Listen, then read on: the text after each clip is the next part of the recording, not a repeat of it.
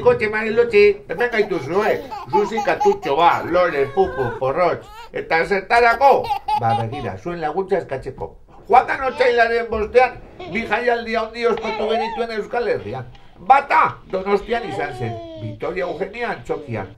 Gure nahia, elkartasuna. Nahia, neska txiki bat da, 4 urte ditu, eta gaixori dago.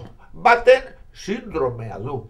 Eta denon artean, bere bizimodua hobetzeko alegina egin dugu. Gure laguntza behar duelako. Vitoria Eugenian, bildu ginen lagun eta elkarte pila. Dantza eta kantu eginez, baila osokin batera. Bera ekipoko errubilariak. Han izan ziren Errealeko belargaineko jokalariak. Bertan izan ziren Donostiako zuitzaileak, piratak, eta elkarte ezberdinetako lagunak. Baita bertsolariak ere, eta Kresalako dantzari. Nahiari esan bezala, gure elkartasuna adierazi genion eta txampon pila bat bildu genuen haren tratamenduan laguntzeko.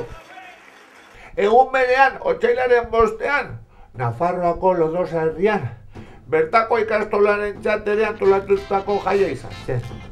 Milaka lagun bildu zen bertan. Euskaraz ikasi, ezi eta hasi nahi dutelako bertako lagunek eta gobernuak ez omen di laguntzen. Mekatipor eta atxarretuko gea deno, eta atxarretu, lasai. Beno, kontua da, bi jaialdi polit, bi jaialdi eder ospatu genitula. Eta zuek, bidaliko alduzue marrazki polit bat nahiari bidaltzeko edo Lodosako lagunei helarazteko? Egiten zuen marrazki politori, edo bertela, bertso bat idatzi ezazue. Eta herrienlaguna.comea bidalita bertan jarriko dugu ikusteko eta nahiari eta Lodosa sartagudako lagunei bidaliko dugu. Bai! Beno! Gora euskara eta upa elkartasuna! Aio pelaio! Hala! Zuti, si yo kontatu,